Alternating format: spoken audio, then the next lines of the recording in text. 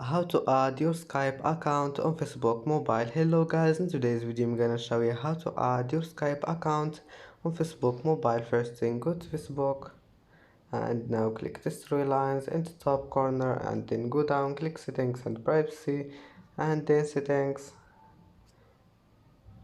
and sorry, not settings, click on your profile here and click edit and then click links, click add here and then click add social link and platform and go down and you will find this one, Skype. Click on it and then add your Skype username and save it. And that's it for today's video. If you like this video, please don't forget like and subscribe, and see you in the next video.